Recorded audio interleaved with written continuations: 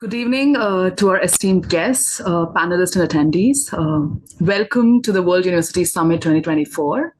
OP Jindal Global University is delighted to host you for our session titled From Retailers of Knowledge to Creators of Knowledge, Promoting Research Culture for Decolonizing Universities. Our session today aims to unravel and address the transformative shifts which are needed in our higher education institutions, especially in developing countries. I'm Sahana Virachin. I teach philosophy at Jindal Global Business School, OP Jindal Global University, and I'm also a fellow at Jindal India Institute here. I broadly work on care ethics lens as it applies to higher education. So more recently, I've looked at the relation between decolonizing and care.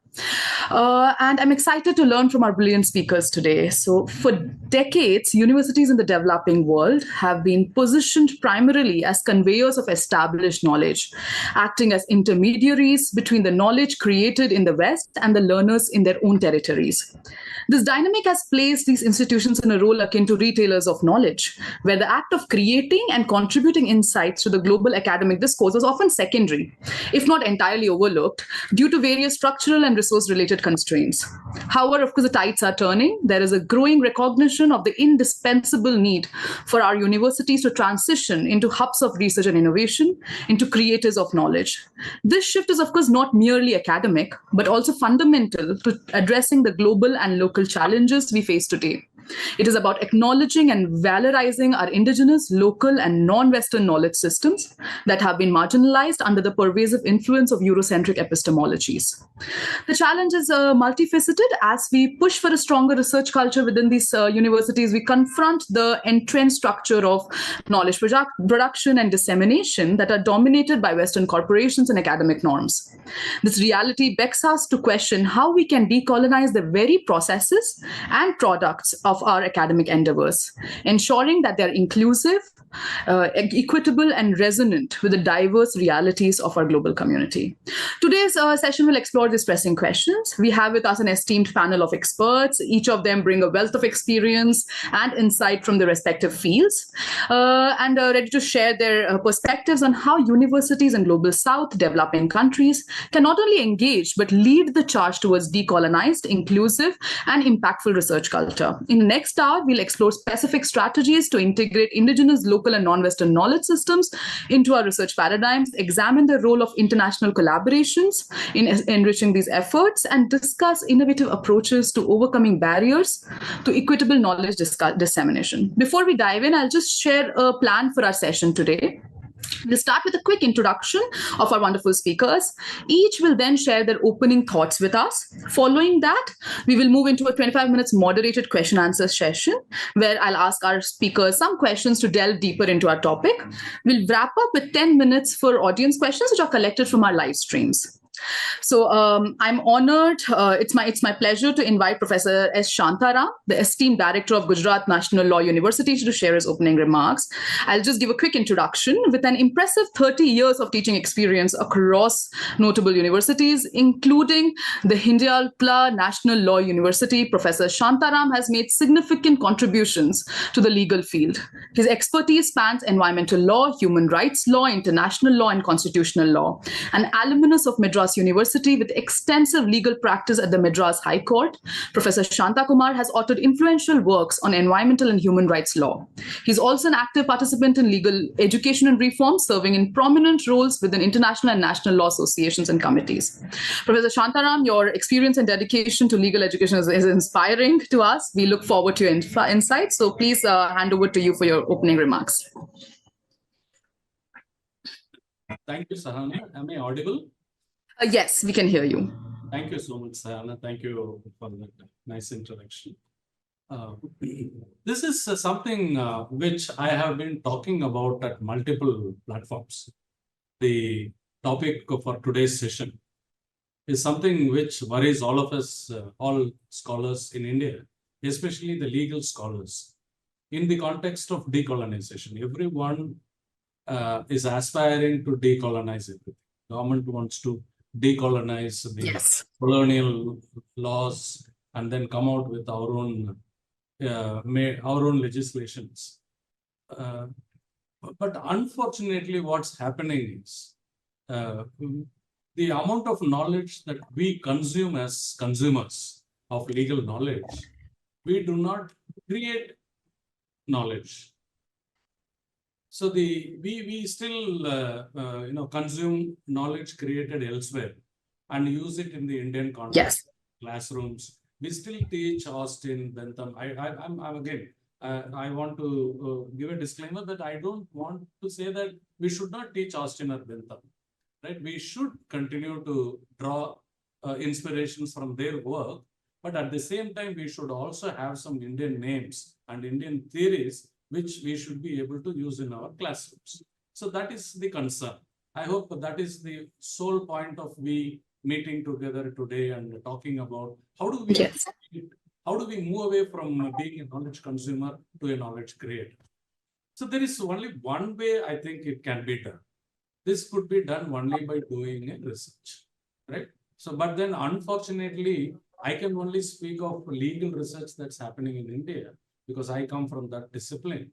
I find that the legal research what's happening is not interdisciplinary, but there is a positive notice. Now, for the last few years, I find more movement towards interdisciplinary research happening.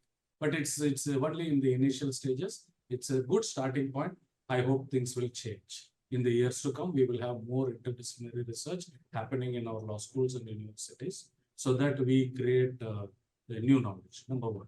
Number two, for historical reasons, in all the law teachers are only familiar with a particular research method called doctrinal research. So you review the doctrines and then you review a few judgments and then you draw your own inferences based on somebody else's work, right? So the legal research has not been an exploratory research. It has not been an empirical research. People do not follow an observational study. They don't live with communities. They don't interact with society. And they don't actually look at the real problem from their own perspective. So this is a major weakness, I'd say, as far as legal research is concerned, because we always, legal researchers, I have always seen, maybe there might be exceptions here and there, but largely speaking, it's all doctrinal work. They all are keen to doing only a tabletop research. So where they sit before computers, read books and read judgments, and they write their thesis and then say. So ultimately the end product is not original knowledge. So we do not create knowledge. We, again, in the name of research, we consume someone else's created knowledge, and then we try and give our own interpretations to the existing body of knowledge of law. Instead, we do not have someone creating a new theory, right? So we, of course, there are certain things which is irreplaceable. Like, for example, in sciences, Newton's law of motion is Newton's law of motion.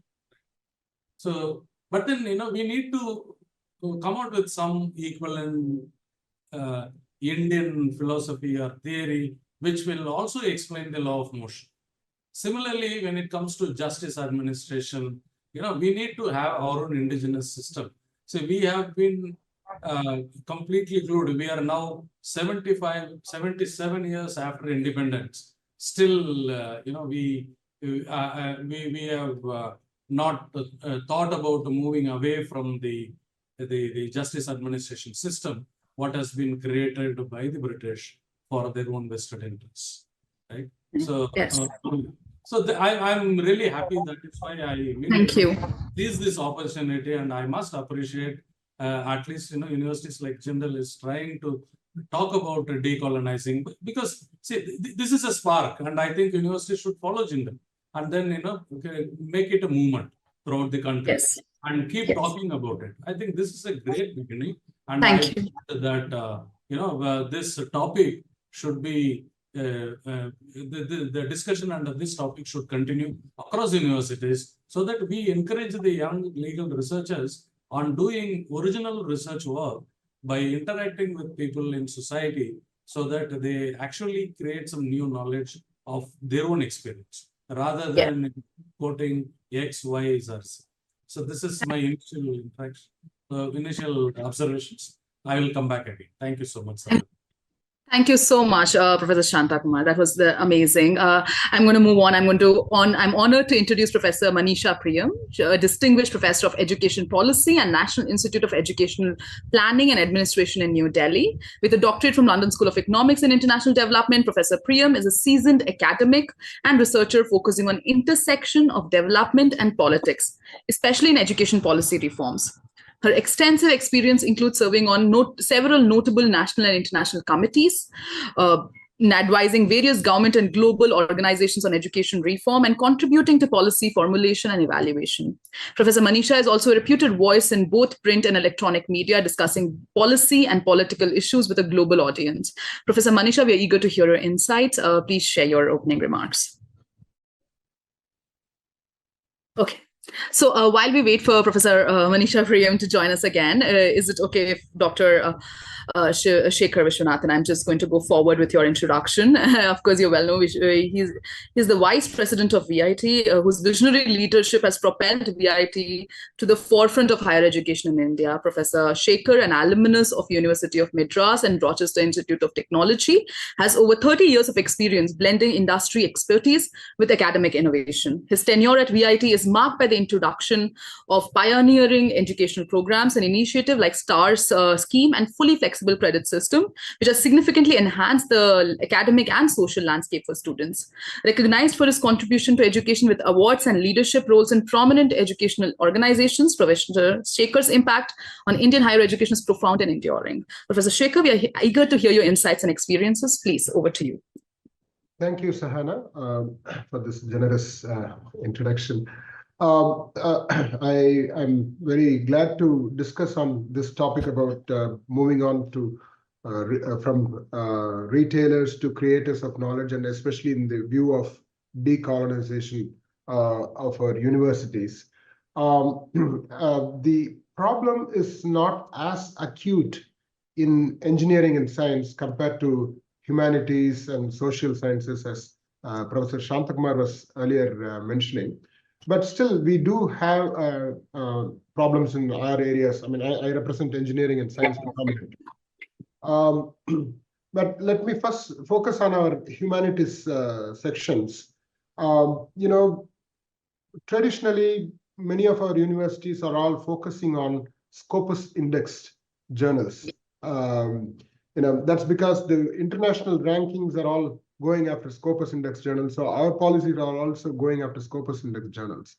So if you look at the Scopus index journals for humanities and other social sciences, and if you do it in the context of India and give it for publication, how successful are the acceptances? And why are we going after those Western journals? Because we are crazy of the international ranking, those famous agencies are going after. So there is a big gap there. So I think in general, I think we need to have our own Indian research consortium or something like that, IRC, let's say, where the Indian research organizations and universities come up with our own, journals. So we should not be going after the benchmarks of the West. We should be having our own benchmarks. So we, especially the global South, the problems are significant when we do research. But it's a pity that we get ignored in such West-oriented platforms. I think it's high time we form our own indices research consortium. And it'll be nice if the government takes the lead, or even the universities themselves can take the lead on it. Earlier there was attempt like ERNet, ERNet, and etc. Such attempts haven't completely seen their purpose. We have had National Knowledge Commission, National Knowledge Networks, but so far we have not succeeded. If you look at, for example, India is number 4 in publishing papers next to US, China, and UK, whereas it is 95th in the Global Knowledge Economy Index out of the 133 countries. India spends only 0.7% of its GDP on research. You look at the contrast. All of us are chasing papers, right? So, but are we using that knowledge? Are we creating that knowledge and for the right purpose? We are just publishing papers. So there's a lot to be addressed, and especially if you look at the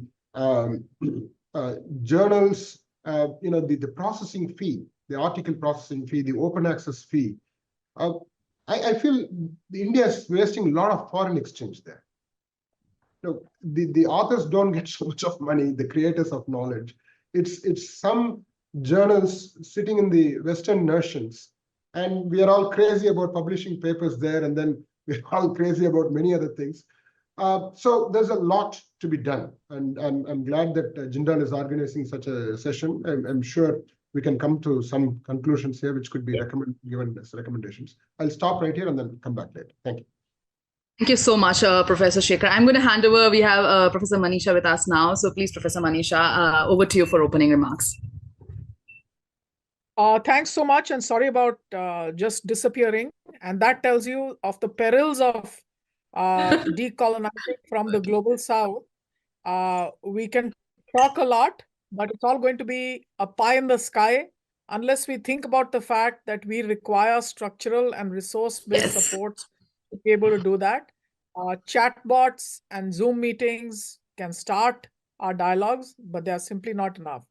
Remember that best journal article or that good research is never going to be written like that. And my opening comments are going to begin with an eminent teacher called Dr. Radhakrishnan, who spent his life studying as a very poor student in a presidency township of Madras, as it was called then. And he studied on a merit cum means scholarship, on which he managed himself as a student and also his family. Remember, they were married young then. But the fact is that he grew up young, was offered a job in the same college where he studied. And he was, as he came of age, he was writing for international fora, the International Philosophical Association. And then his articles, he would send to even to Rabindranath Tagore for peer review and to eminent philosophers outside. The Home Office would open the letters in which he would ask for comments, seeking peer review comments. And each of those went on water ships, and the Home Office would open it here, it would be open there, so that nothing seditious could be carried in the words. And I can tell you that by 1921, he was a man who had never put his foot abroad outside of India. The American Philosophical Association 1921 meeting opened. The opening address was on idealism in the philosophies of, hold on, Dr. Radhakrishnan and Bosanquet. So I think that's, for me, the ultimate front line of where we could reach. And with these provocative remarks, I would say that the title itself today is a bit provocative. And I feel that we need to pontificate a bit on what we mean by decolonizing universities as a paradigm of understanding. The term decolonizing has implications for two things, for knowledge systems and for universities. Now, also, the word decolonizing means that there's a primacy of the peoples of the colonial South, not just peoples of the colonial South. It's not just about me reclaiming my history or I reclaiming the glorious past. It's about the southern periphery advancing the arguments in the centers of the colonizer North. Now, in doing all this, within the idea of the university, there is a primacy of student-teacher voices. Remember, Henry Newman, when he imagined the non-utilitarian liberal model of the university, he spoke about the liberal education where knowledge would be produced for itself in collegiality between the students and the teachers, and they assert their voices on and within university spaces. So when we talk of the journals, remember, a lot of the good universities where I have studied and where I have worked, where I go and speak, there are teacher journals, there are academic journals, there are student journals. In other words, decolonizing has meanings for what we do as educators and how we do it within institutions. It's also a project of reclaiming our public universities. And when I say this, I borrow from the title of my own volume, which is Reclaiming Public Universities. Now, the term retailer implies that the metropolitan center manufactures, but creators also possibly implies the creation of knowledge within the grounded localities of the global south and its universities. It's simply not enough to say that in the 5th century BC there was a golden past. Maybe there was a golden past, but is there validity to the idea? Is there a global validity to it? Can there be a community of scholars that can sit on the knowledge that we had and create knowledge that can go back to the global center? Remember, the world is flat for knowledge today, and research culture, international collaborations have to be done on a partnership of equals. They need to Yes. overturn what is structurally unequal about this relationship. Now, as I conclude my opening comments, I would like to say that decolonization, of course, has implication for knowledge systems and epistemes. It has very important implications for the university as an organization. And I will give you many more examples of why decolonization simply isn't about reclaiming our past. It's about claiming back the connected histories which have constituted us as modern yet colonial and subjugated citizens, and speaking together in a united way as peoples of the global south. And that grand narrative could talk to retailers, and it can talk about a whole process of creativity, which is a creativity of the commons. The university then is not just a public good, it is a good of the commons, it is a commons good. Thank you so much, Professor Manisha. I think you have hit the nail on the head with that. And I'm just going to so now we are officially starting our moderated question answer session, and I'm just going to start from where Professor Manisha has just left, right? And I want to open the question, which is a very tricky question: reclaiming as not reproducing the past. And I really want to I would like to open this and ask Professor Shantaram and Professor Viswanathan your perspective on when you think about decolonized education. What do you really feel it stands for, especially given, does it mean going back to the past and reproducing what we have done and teaching that, or does it mean in what, and I want to add there, right, if we are talking about not reproducing the past, then how do we do something quote unquote new in the present without having the colonial influence or whatever residual colonial influence is there for the last decades, right? So, is it okay, Professor Shantaram, if I open to you, and if you have any comments, please? Yes, Sahana.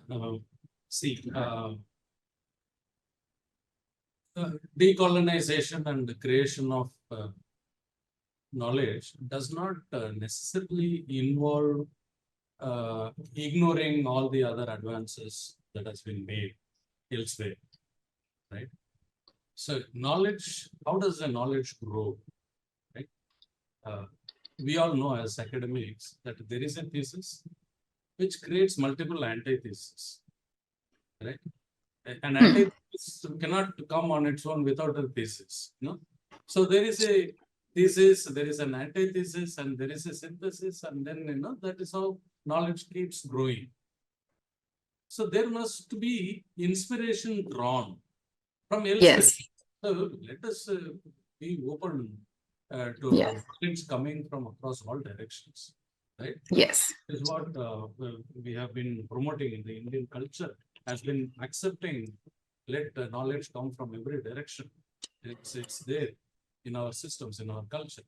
So it's not that reclaiming the past does not mean that ignoring what is present. So we have to only ensure that the past is not forgotten. Like, for example, when I'm talking about the legal systems, see, none of my students know, like if I ask them in a class, like how was justice administered before the British would establish these courts in India? Like, how was justice administered during the Mughal periods? Right? How was justice administered even before the advent of Mughals?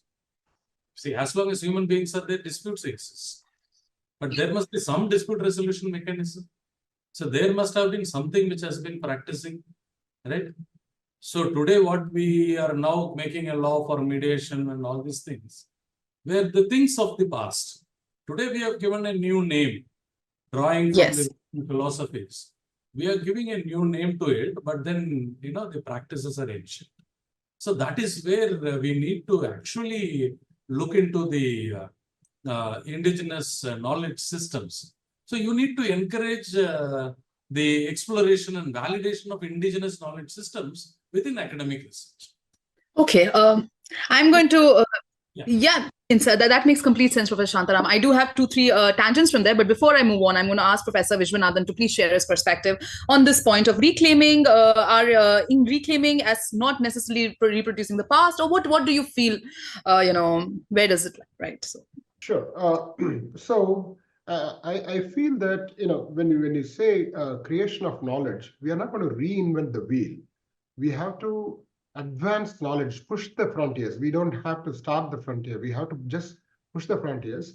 Whether it was done by Westerners or Indians doesn't matter. So we accept what has been created, but then we go further from there. So sometimes we had wear a hat saying that I'm going to oppose anything which West gives us. Yep. I think that's not the right attitude. It's just that we should not become, we should not have that slave mentality or that suppressed mentality. No, we are all equals. So if we have that attitude, so we accept what has been done by the Westerners, but we grow further. We use that and we grow further. I think that should be the attitude, and we don't have to be antagonizing. We don't have to have that negative feeling at all. But we can grow. But at the same time, we should not have any kind of inferiority complex also. So I'm sure we're in the right path. Professor Manisha, I'm going to hand over to, I think you might have a point or two about the comments shared, and what do you feel about reclaiming as reproducing the past? What are your ideas? And also, I'll just add in, since you had shared such a provocative opening remark, do you feel that it's possible to receive the West, the ideas of the West, without the quote unquote, the cultural trauma that comes with the colonialism, right? Do you feel like it's possible to do that? So I just want to hand over to Professor Manisha in case you have any comments on that. I have many comments, and I can tell you decolonizing is a full project. And I believe that India has been a very strong decolonizer. We were not one of the weaker colonies. Remember, we were a great trading nation even before the British came in. They came in for the goods, right? Now, I'll go on to their project of colonizing of the Indian university and educational system in a bit. But let me extend to you the argument of Dr. Radhakrishnan. And let me tell you that such was his soaked understanding. When he was doing his philosophies, the lectures given by Dr. Radhakrishnan in an undergraduate Maharaja's college were compiled, and they were published by a London publisher called C. Hurst and Company. Did he go to the West? Did the West come to him? That's my number one question. And when he published that, he said, more than me, Professor Hiriyanna. And there was no difference between Hiriyanna being a professor of Sanskrit and a professor of philosophy. And he said, more than me, Hiriyanna is a real scholar, right? C. Hurst and Company publishes that. Now, Professor Dr. Radhakrishnan, he was so poor. And that's why I emphasize the word, not just the West. We have to stop hating poverty. We are a poor country. So what? There should be no trauma of the West. There should be photograph we see him in. After class, it would not be worn every day. The silk kachkan was for occasions. And if worn, it would be hung there. And after class, the doors were open for students to come. What kind of a life the man had? Personal life. Absolutely unknown. Because there was no other life except the life of deliberation, the life of the nation to be realized in teaching and learning. And let me also tell you that he was an internationalist of one kind. He did not have the money to be able to travel abroad and study anywhere abroad, but sufficiently international. Teaching what? Teaching Indian philosophy. So I'm not saying don't go back to the past, but how you do it? He stands up to Bosanquet. In 1917, when Gandhi comes in, there's a famous meeting between Gandhi and Radhakrishnan that happens in Chennai. And Gandhi tells him that in the jungle, there is very little ill health and there's no need for medicines. And Gandhi was then thinking of the experiments with life that he wanted to do, his system of natural life, natural medicines, But here was Dr. Radhakrishnan, who turned back to Gandhi, and he had one question to ask him, which was, how do you know? And this tells you that modern knowledge is produced by constantly creating the counterfactual, the law of falsifying, the law not of confirming beliefs and truths.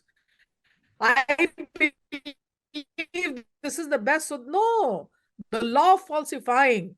And the India's best is not, India's best is that India's monks, who were monks by renunciation, with their begging bowl and their argument, not even knowing Mandarin language, Buddhism was able to travel all through Southeast Asia with the argument of the monk and not the power of Ashoka. So I tell you today, it is important for us to recreate the argument and not the beliefs simply by assertion, but by falsification, as Radhakrishnan could in fact stand up to Gandhi. There are many dialogues between Rabindranath Tagore and Gandhi that happen, and I'm happy to see that Gurudev Ravi Thakur is very happy to see Gandhi. Gandhi stays in Shanti Niketan. But the arguments are like this. Two models of alternative education taught by Rabindranath Tagore, who believed in internationalism, who believed that the world ravaged by World War I can become one if knowledge becomes cosmopolitan, and then wants to open a university where in a village. And critical, as much as internationalism was, rural reconstruction was critical to Rabindranath Tagore. So that's why I have said, of what we teach, decolonization is a project of knowledges. It's about what we teach. It's about a project of the institutions we set up. I'm going to conclude by telling you that the arguments that happened between two intellectuals, since we were opposing the British, remember, those arguments were about knowledge. Those arguments were also about the fact that some youngsters believed that the British project was so harsh that they needed to be taken away out of this country by the barrel of the gun. And these were not people who were, breaking laws or anything like that. Swami Vivekanand's brother was part of that Anushilan Samiti, and Khudiram Bose was a part of this, and he believes in a small town in Bihar, in Muzaffarpur, he goes and he does the attack, etc., etc. The end was that Khudiram Bose does not own up that he did anything wrong. He does not recognize the body of Praful Chaki. He says, no, this is not Praful Chaki. This is some other person.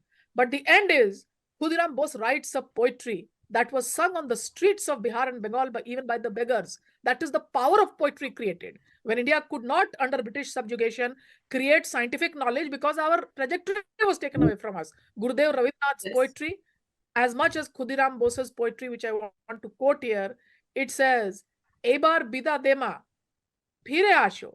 He touches the motherland and he says, this time, Ma, let me go. I will come back again.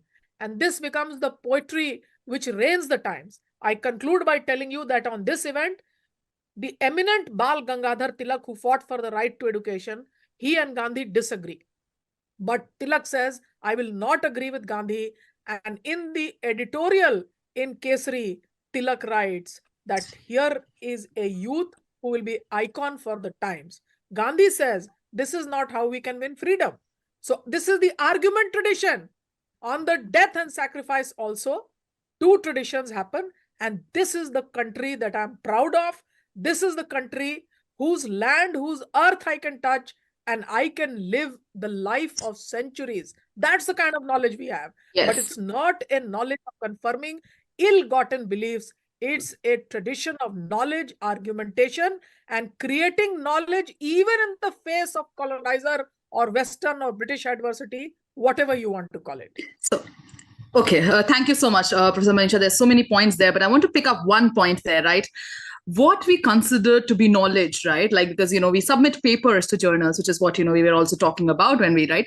What is knowledge is also in many senses then decided by, it is in the form of papers that we accept knowledge through a particular process. Of course, no one is to deny. Here, of course, we are here to talk about plural ways of bringing knowledge in. So even though that is one way of doing it, I feel that, do you feel in any way, I wanted to get your perspective, do you feel the way in which we produce and disseminate and share our knowledge also affects? Because, Professor Manish also shared about poems, right? We have mythologies, we have poems, we have stories, we have lores, aphorisms.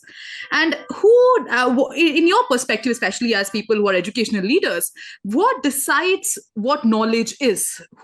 In what way can we say this is knowledge in a particular paper within a journal? Of course, there has to be an epistemic filter, there has to be a review, but who reviews?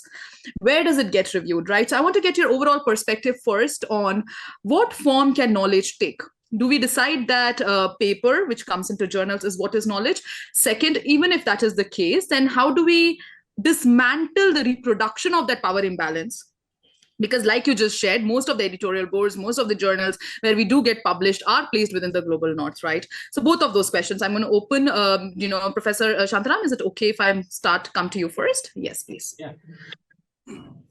See, when we talk about creating knowledge, and especially in the context of decolonizing, we are talking about indigenous knowledge. So we are talking about, creating knowledge about our own society, about our own people, about our own problems, about our own ways of solving those problems, using, not only traditional knowledge, but also modern knowledge. I appreciate what Mr. Viswanathan was mentioning, that we need not be reinvented just for the sake of inventing something. If already is there, now we will have to add incremental innovations to it and see that it is better, and then we need to create something. For that, the focus of research, they focus on, we need to emphasize contextualized research. They focus on research that addresses the specific challenges and opportunities of the local context. This could involve studying issues such as the environmental sustainability or public health and economic development within the framework of the local community's needs and aspirations. That is where we can create something for ourselves, something which will be exclusively ours, applicable to our immediate neighborhood. So for that, we need to align our research with the national priorities. We need to ensure that the research agendas align with the national development priorities and contribute to addressing, pressing societal challenges. By focusing on issues of national relevance, universities can actually demonstrate their commitment to serving the needs of their communities while maintaining their unique epistemic identities. So this is how I think we can create knowledge which will be relevant for us, which will be useful for us. It may be in any form. It may be in the form of a research paper. It may be in the form of a PhD thesis. It may be in the form of a dissertation. It may be in a simple editorial. But then there must be something new that we need to do. Thank you, Professor Shantaram. I'm just going to hand over to Professor Viswanathan here. Please, could you please share your perspective on this? Yeah, when it comes to the forms of knowledge, being in an engineering science-dominated institution, apart from paper publications, we give a lot of weightage to patents and products. So what happens is for example, even for a PhD, we have said even if you are doing a patent, instead of a paper publication, that is fine. So when it comes to patent, again, we want that patent to lead to a product or service which is useful to the society. And in general, at VIT, what we encourage is students to solve local problems. Yes. You step outside the campus, you have myriad of problems to solve, especially engineering and science students. You can go and help the farmers, you can help the poor people, get away from poverty. There are so many problems in our society, and we need not look at the global north. We have so many issues. In fact, we have more problems to solve than the developed world. So we should take our problems and solve it, and use that knowledge to create a product which can scale up to national level or even international level. So knowledge can take various forms. But as a university, it's our responsibility to solve local and national level problems first. Thank you. Thank you, Professor Viswanathan. I'm going to hand over to Professor Manisha here and ask her views about knowledge sharing. And if you feel like, do you feel that there can be many ways in which we share knowledge, and how do we get this recognized within the global South, and how do we make an effort? So, what are your perspective, Professor Manisha? Over to you. So I have to tell you two things here. Here I can tell you that I hold a lot of my esteemed colleagues in haloed universities in India in utter disregard for the kind of trash that is produced. And just by saying, oh, the journals are global north, etc., I very much sit here. I very much research on problems that are embedded here. In fact, at my doctoral committee meeting, I was awarded my PhD. I was told before the Viva, we award you the PhD, tell us what your plans are. And the committee had ended by offering me to stay on at the LSE with a postdoctoral leading to a track there. I said, no, I will live where my research questions are. Me and my research questions are not to. After that, many years after having, got out of there, that life has meant that my external supervisor's last visit to India is on a long flight to see what their student is doing. And if I do not complete my article to sufficient standards, I get the rap that I don't see my colleagues getting. And for the hard labor, I do a day's job, which is full of everything Indian. And I do a night's job after looking after a household of producing articles that are world class and go through all the pains. And let me tell you that a lot of what we say that the North is doing, not one article of mine has been rejected by the global North because the arguments were from the global South, or that I was sometimes using Hindi words telling them that none of your English words are expressing what I have to tell you. And they have all been accepted in English. So therefore, what was it that they came very hard on? Sometimes the revision process has been 2 years long. But every idea that I had through this process of polishing and chiseling has finally found itself. If you are an academic, some professions may be about walking the ramp. The academic process is about the hard work of the teacher, Dr. Radhakrishnan, he may be, about seeking peer review. The community makes you a scholar. Yes. And remember, in the global North, let me tell you, when Charles Darwin went around on his ship and he came back, his ideas were not immediately accepted, they were rejected. And let me tell you that the maker of the periodic table, hydrogen, helium, lithium, beryllium, the society rejected the ideas. The periodic table classification was accepted much later. So as an academic, you have to understand that you have to show enough proof of how you have done it. You have to withstand the test of counterfactualism. You have to withstand every idea which is counter to your idea. You cannot say that, no, I will not. No, you have to respond to the peer reviewers' comments.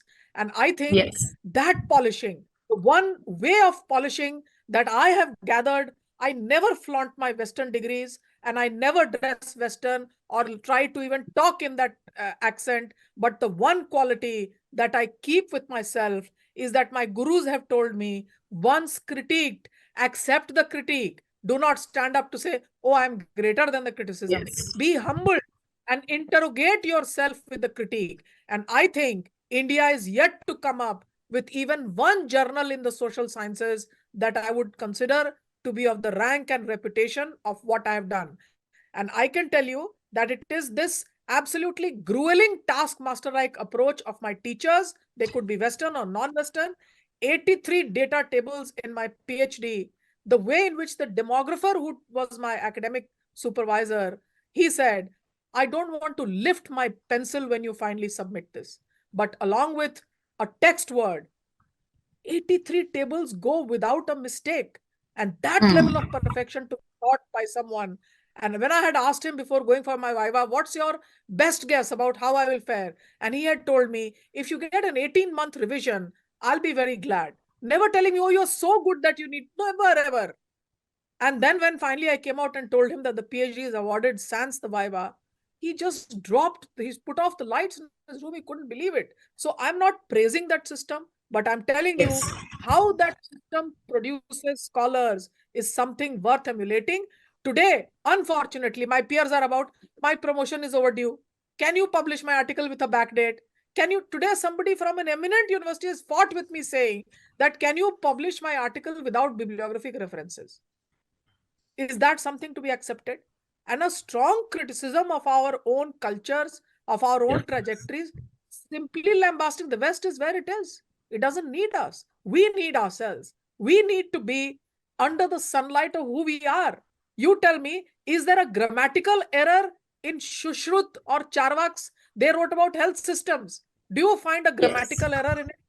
They didn't have time to revise or redo. How did they do it? They withstood. Before that canon was written, is there a history that tells us how the proofs were done? How the research was done? We have no idea.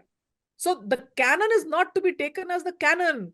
The canon is to be taken as a process, and the product is to be taken for the quality that inheres in it, not to reify it as, oh, this came out from the spouting word of the god. It lives on palm leaves. It lives on bark trees. It lives on paper. It lives in the Mysore manuscript, 40,000 palm leaf manuscripts. Not a mistake in one of them of spellings. How does that happen? So that is worth emulating. And if it is tradition, so be it. I will emulate it in whichever time period it was best. I will emulate it in whichever geography it is best. But I will not lay to rest till I find the pen womanship of the very best coming out from the global south. Yes, thank you, Professor Manisha, for that. And this reminds me of something that Professor Viswanathan had shared in the beginning, where he talked about journals within the global south, which also need to make sure that we come to. And of course, you're absolutely right, Professor Manisha, that what we are emulating is perhaps the process and the rigor of the process, and not necessarily the content necessarily every time, right? So that makes complete sense. I just want to go to a question because I had to move on to the audience question. So before I do that, I want to ask one question, right, which is something that Professor Manisha did touch upon. The mindset, the decolonizing the mindset of the Indians, right? Which in some ways, of course, is expressed through the ways we talk, the language we talk in, what we wear, where we sit, how we sit. Of course, we do not, unfortunately, see palm leaves in boardrooms today, and we do not see Indian clothes being worn as much. And so, I want to understand from you, and at some level, it soaks into and leads to the mindset at the end of the day. What do we really hold as valuable? And I want to understand from you, in what ways can universities create an environment, create conditions where students are gradually learn to question the kind of these colonized lifestyles, right? How do we learn to question them? Do you feel that universities have a responsibility? And if yes, then maybe one or two ways in which we can do this, right? So Professor Shantaram, I'm going to hand over to you, please. No, the first thing is what universities need to do is it should promote scholarly networks. It should encourage faculty members and students to participate in conferences like this, and then workshops and exchange programs. So this exposure to diverse perspectives and methodologies can actually enrich their research and contribute to the university's global visibility. The second thing what I want to say is the universities need to strengthen the research infrastructure. You need to create good laboratories, good libraries, good computing facilities to support high quality research. And access to state-of-the-art equipments and resources only can enhance the competitiveness of researchers, attract collaborations with multiple partners. The third thing what I would suggest is you should invest in talent development. The university should provide support for faculty development. We should include training in research methodologies. We should incentivize writing and publication, and then train them on publication strategies. Investing in the professional growth of faculty members alone can enhance the quality and relevance of research outputs. For example, I have a university nearby. A new vice chancellor joined that university, and then he only within a year, the research output, in fact, it became so huge that it was a talking point in the neighborhood. Then when I asked him that, how did you know that? He said, people were writing, but then they did not know how to convert this writing into patenting. So what I did was, I just gave them the knack of patenting this writing, whatever they have done. And therefore, it resulted in multiple patent filing. Whether it was granted or not, that's secondary. but then at least they have a huge volume of patents filed within that given year. So it is the knack of doing thing which really matters. In fact, and you need to handhold them and train them and tell them that how it should be done. Yes. That is something which is very, very important, because today researchers are keen to do good research, but then they do not know where to start, how to go about. So handholding is required. Thank you. I think that is where universities can collaborate, and as what Mr. Viswanathan was mentioning, we need to create a network of researchers and then start working on it to ensure that they produce some high quality indigenous knowledge. Thank you, Professor Shantakumar. I'm just going to hand over to Professor Viswanathan here, please. I think you were talking about the cultural aspects. Yes, the mindset and mindset, etc. So, as a university, we don't get into, for example, the dressing of a student, whether it's Western. Of course. No, it's their individual freedom to where they want. So how they speak, whether it's a Indian accent or an American accent. So we don't get into that. It's an individual's choice.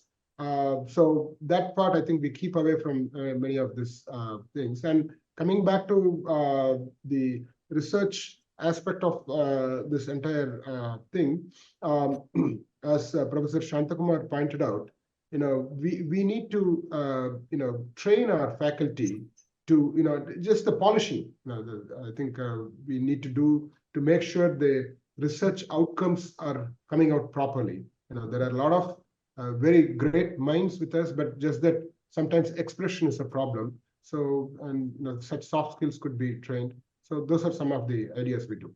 Thank you. Thank you, Professor Viswanathan. I'm going to request Professor Manisha, in case you have anything to share, please. On what thing you want me to say?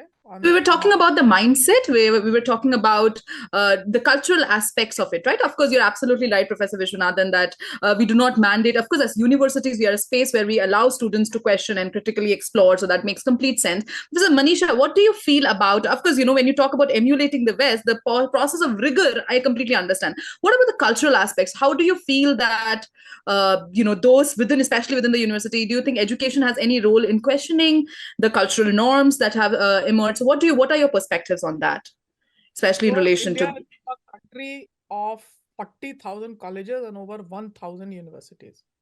Yes. And I can tell you, and in my life after my PhD, I think I've really seen the landscape of India, and my anguish comes from the fact that there is, of course, we are nowhere near the professional standards. Forget the West.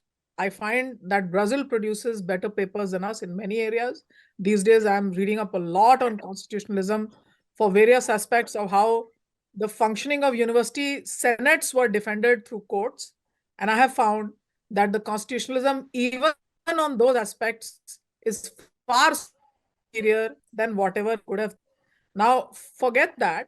We are neither protecting our ancient. I can give you n number of examples. We may not have time for that. Found in Jabalpur University, for example, a classification of the library based on computerization system did not know how to, they had Upanishads and they did not have the way of barcoding it and putting them on the stacks. So I found a lot of excellent documents on the ground. I found an excellent physics lab, which was referred to as Murthy Sahab ka lab. And I was told Professor Murthy was in the line of C.V. Raman, etc. Give you an example of University of Mysore, which had its own press called the Quality. TV put up, Kwempu's poetry. So today we are telling us, we don't know how to do poetry, etc. Fact is, we have to have a culture of excellence. And that culture is not about what, culture, not cultural sense, but the culture that the academia needs to embrace. And that culture is not the pop culture. That culture is a culture of complete devotion. Our Gurukuls did very well because of complete devotion and focus, like the point of a top. And that's what I find missing. I also find missing, for example, in my vast majority of peers, they know that if one minority is going to come, that minority is not a religious minority in the academia. Anybody who writes excellent journal articles and books is the minority. And you will find that there is a subculture that कि ये research करते हैं, इनको India में कैसे पढ़ाया जाता है ये नहीं आता है. So while we are burning the midnight oil, the vast majority is actually whiling away their time, politicking. I think academia has to be insulated from any other thought except producing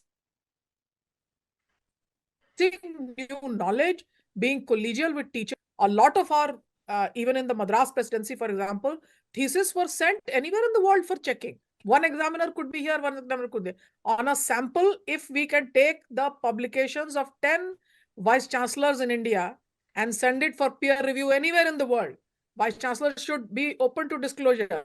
Deans, heads of department, be open to disclosure and say that to promote this. I mean, ultimately, you have to understand that China has been able to get there with a loan taken in 1995 from the bank on a planned development. How do we get there? Simply by promoting a culture of rigorous excellence. In the short term, there is no shortcut to this, and that has to be adopted, even if the agenda and platform change to become that of decolonization. This has to be done. Remember, even in indigenous knowledge systems, we've been training a lot of, Ayurveda college principals, etc. Publishing, test, publish, publish. That's indigenous knowledge system of China or Brazil are doing better than us because they publish more. So we have to get onto that track. It's a reality that we cannot escape. Thank you so much, Professor Manisha, for sharing that. And we are nearing our session, the conclusion of our session. And, as we draw this discussion to a close, I want to express my deepest gratitude for our esteemed panelists and to all of us who are joining us today on the live stream. Today, we have tried to untie some of the complexities of decolonizing research and the challenges which are there. So what resonates with me, and I hope with you as well, is the collective vision that we all are sharing for an academia where diverse knowledge systems are not only acknowledged, but equally valued and integrated through a culture of excellence. Our dialogue today has underscored the importance of dismantling historical power imbalances and embracing a more holistic approach to knowledge, one that honors and incorporates indigenous, local, non-Western perspectives along with traditional Western paradigms. These insights shared by our panelists today have illuminated the path towards achieving this vision. And as we conclude, I'm reminded of the timeless wisdom which was encapsulated in this Sanskrit shloka, which was Savidya ya vimukti, which basically means true liberation is that, true knowledge is that which liberates. The ancient saying from our heritage embodies the essence of what we aspire to achieve through decolonizing education. It is a reminder that the ultimate goal of knowledge is not just the accumulation of facts, but a liberation of the mind, an expansion of our perspective, and the inclusion of diverse wisdoms. Let this guiding principle light our path as we embark on towards an academia that embraces the vast ocean of global knowledge. Together, let us liberate, enlighten, and unite through the power of education. Thank you once again to everyone for joining us for this session. Have a great evening. Thank you. Thank you, sir. Thank you very much. Thank you.